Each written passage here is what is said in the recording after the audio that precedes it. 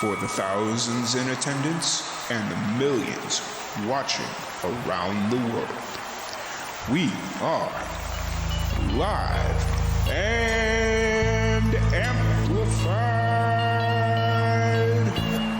So let's get ready to podcast. Fire it up.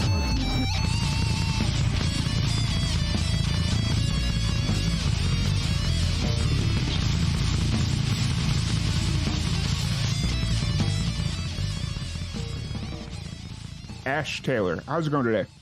I'm good, man. How are you? Thanks for having me. Yeah, absolutely. It's a good morning here in Texas. It's hot, but you know what? It's July, almost July, so I'm going to let the heat kind of pass on that one. Sounds right. So, first off, I want to thank you so much for jumping on here and chatting with us a little bit about your new album or EP. It's not an album, but I'm excited to sit down and chat with you a little bit. Oh, thanks, man. I'm excited to talk to you about it. It's great to. For sure. So you're based out of Nashville currently. Where'd you grow up? Where do you claim you're from? Yeah, so hopefully they claim me back. But I'm from a farm town out in Central California called Bakersfield. Okay. So if you're into music history at all, basically it's the birthplace of Merle Haggard. Buck Owens, the Bakersfield Sound, and so that's where I kind of grew up and got started in music, and proud to be from there with all of our heritage and all from that little farm town. Nice. Awesome. I've just recently started learning about the history of country music in California in general. Oh, wow. To me, it just didn't click because I wasn't exposed to country music as a kid other than like the occasional time I'd be with my aunt or somebody in my extended family and they'd be listening to like Dixie Chicks or something like that. Okay. But, other than that, I didn't have an extensive exposure into country music. So. Yeah, it's when you dive into it, I think a lot of people don't realize how important California as a whole state is to country music. Mm-hmm. Back in the 70s, we were called the original Nashville, Yeah. So, a lot of people don't know that though. So, but yeah, it's a cool place to be from. Yeah, for sure. So growing up in Bakersfield, was music always just kind of around, or how did you kind of get introduced to music? Well, I've said it many times, but like growing up in Bakersfield, clearly there's music everywhere. Mm-hmm. And it's mostly country music, but there's also like mariachi, Nathaniel music. The band Korn, the rock band Korn, is also from Bakersfield. There's a lot of music that you are definitely around, and there's a culture and there's an atmosphere. But I always say that I wouldn't be sitting here talking to you today if it wasn't for my Nana, my grandma. She was a massive country music fan, huge fan. And I remember that she used to play country music around the clock 24/7. And she's really who just got me into music in general. And so I remember the first country song I ever heard was Coal Miner's Daughter by Loretta Lynn. And she would play Tammy Wynette and, of course, Buck Owens and Merle Haggard and just all these people. So that was kind of like how I just became a fan of country music and how I loved it. As far as like when I could pinpoint and tell you, this is what I want to do for the rest of my life and this is what I want to be. I was actually sitting in my grandparents' double wide in their living room, and they always had on country music television, CMT.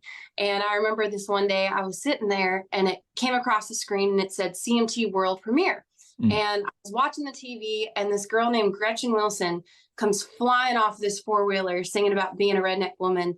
And I said, that is what I want to be when I grow up. Nice. And so it for me, I tell people it feels like Gretchen Wilson just reached through the TV and just grabbed this kid off the couch and said, this is what you're going to do. And so from that moment on is when I started to experiment with writing songs and, just kind of getting, I guess, my feet in it and thinking like, hey, I think I really want to do this. I think that was definitely a pivotal moment in how I got started in the music industry. Awesome. And then at what point did you pick up and move to Nashville? So I moved to town in 2016. Okay. I had never been here before. I had never even seen Nashville, and I literally sold everything that I owned, and I just jumped on a plane and I came out here, and I didn't have a job. I didn't have anything. I didn't really know many people. And so I just kind of came out here and I slept in my car. I slept on people's couches. I got a job my first day. going into a guitar center, I had to buy a guitar because you can't write songs without one. Bought a guitar and they gave me a job, and I've kind of just been on a wild journey, just figuring it all out from there. But definitely not a decision that I in any way regret. It's crazy to think that in the couple of years I've been here, just all we've done musically and how much, things have changed. We've grown. I also met my husband here, and it's hard to picture life without me making that decision just to sell everything and jump on a plane and come out here and just do what I love.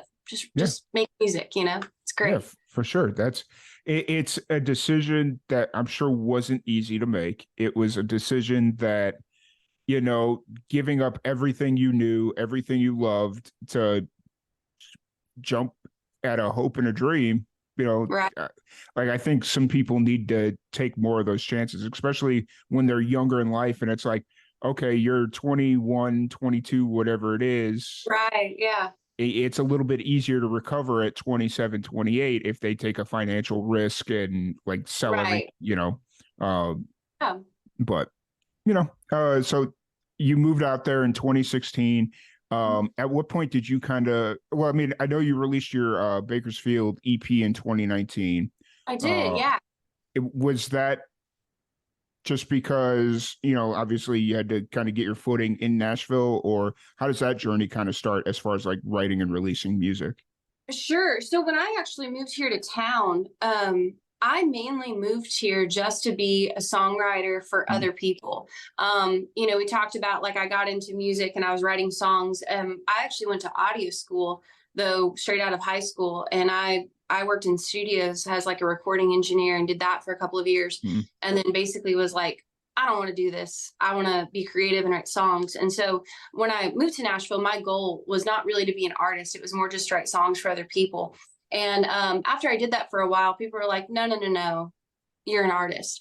And so I started recording not long after, not long after I came to town, my first EP, Bakersfield. So I named that off after my hometown and after a song I wrote called Bakersfield. And I wrote that my first day here in Nashville. So that was just a song. It was a list of songs that I recorded a chunk at a time as I could afford to, and as I was getting on my feet. But, they always call this a music business. And so to me, the idea of moving to town, writing songs, always improving, always working, but always you have to make sure you have a product to sell, because at the end of the day, you're a business. And so for me, it's if I'm going to be an artist, I have to show people who I am, and I have to be able to give them a product. And so that's why I kind of worked really hard on that first EP. And the success off of it was great. We released that in January of 2019. So, I worked on that solidly for 3 years. Oh, well, yeah. That's what it took to be able to do all that by building a life and, doing all that. But when we released it, I had at that point just worked so hard that when we released it, it actually charted on iTunes on the top 100, on the top 100 country albums chart, at number 60. So, we sold a lot of records very quickly, and it was great. And I'm grateful for that and excited to have that in my catalog and get to move on and do the next fun thing. Yeah, for sure. And then, unfortunately, after you release the album, then 2020 is going to be what 2020 is. Did that delay the release of future projects like the acoustic session that we're going to talk about here in a second? Or was the acoustic sessions kind of let's get something out because it's been a minute? Honestly, I'm really open to talk about 2020 was probably the hardest year of my life. My husband and I, we lost our home. We're in the midst of getting married. Actually, we got married in May of 21. We were trying to plan a wedding. We lost jobs. We lost our home. We suffered loss after loss after loss. And then on top of it, there was no music, and we really didn't know what to do or anything. So I kind of took some time. I was literally so busy trying just to keep things afloat, if that makes sense. I did not even pick up a guitar or sing a note for a solid year. Oh, wow. If you would have known me and, before the pandemic, you would have said that's possible. But I really, really am very open that I struggled, and we had a very hard time, and just kind of seemed like we couldn't catch a break. And I even at one point, which I feel terrible even saying it now, I even was considering quitting music. Oh, wow. because I just couldn't see how we were going to get out of this thing and be able to go back to doing what we wanted to do. And my husband said, absolutely not. And so we basically just pulled ourselves together and worked through it and rebuilt everything and kind of had to start from the ground, just from the ground up. Yeah. So that's kind of what we've been doing the past couple of years. And so, clearly I have my EP Bakersfield that was out, and we had that, and we were talking about doing some new music. And how the acoustic sessions came about is basically, I really wanted just to do something that was different and just raw. And so what the acoustic sessions is it's this 3-song acoustic EP. It's all original music that, I've written. I think all but one of the songs I've written by myself, a lot of solo rights, but it's literally just me and my husband, who is my band leader and lead guitar player. So it's nothing but 2 guitars and a vocal. And my idea with this project was I wanted to bring fans in to what it would have been like if I had written this song and then I'm just sitting there playing it for you. And, doing a lot of shows and stuff. Again, I do a lot of shows acoustically. And so I think just a great way to show people, like, if you hire me for an acoustic show, this is what it is and what we do. But I had so much fun just making this project because there's nothing to hide behind. I love the fully produced 24 track, all that's great. And it's awesome. And there are probably guitar players that could play my guitar parts better than me, but I'm the one who wrote it. So I want to play and just have that real vulnerable kind of thing. And so that's kind of how the acoustic sessions came about. It was just giving fans something, but also not just music, but like maybe more like an experience, if you will. Yeah, for sure. It's one of those things. That's what I really like about just acoustic albums in general, or, whether they be live sessions or whatever, but just like acoustic stuff, is you mentioned it, there's nothing to hide behind. You can't, if you're not that good of a singer, you can't bury it in the mix. You can't bury it behind a bunch of auto tune. Or if you're not a very good guitar player, you can't, you just can't bury anything. It's all right there. Yeah. 2 or 3 tracks. That's all you got, Yeah. So like the acoustic stuff is where I really go to find like good musicians. Like that's where you see who the good musicians are. So yeah. And your acoustic session EP, I believe it was Cigarette a couple of weeks ago on this show. Yes, I played one of the songs. I can't remember which one it is off the top of my head at this moment, but just the raw talent that's there, it was just absolutely amazing. And once I played that first song, I went back and listened to the rest of the songs. And when I reached out to you, what was that, last week, or just to try and get the ball rolling a little bit. Right. Yeah. So it was I'm glad to have you here to just talk about it a little bit. No, I really appreciate that. And yeah, thanks for playing my music. I know you probably get inundated with thousands of songs a week, but no, I really do appreciate that. And I have to say, I wasn't really sure how people were going to respond when I put it out, because I think it's just not a typical thing you expect from an artist. But the response from it has just been huge. And so I think it just shows people, I think, like just real, authentic kind of a vibe, if you will. And so I appreciate you, but thank you so much. Yeah, absolutely. Before we go on any further, let's give everybody a chance to listen to the second song off the acoustic session EP, which is Family. What's the quick story behind this song before we jump into it? Sure. I call this song a love story for my brothers. I grew up with 4 brothers, and I'm the only girl right in the middle of all these boys. And just like any siblings, they get on my nerves, and we fight and we bicker. But at the end of the day, we're still family. So I wrote this song one night at my dining room table, and just a love letter to my brothers.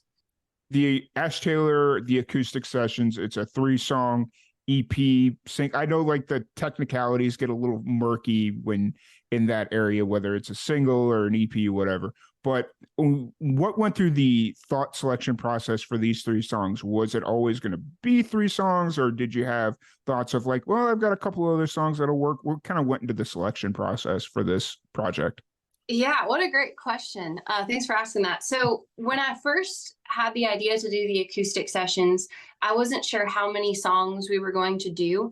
But my main idea was I just wanted to give people, especially after not doing music for a while and then coming back into it, I wanted to do some songs that I thought would showcase the different elements of my personality and just kind of give people like a little taste of like, this is what Ash Taylor is and this is what she sounds like.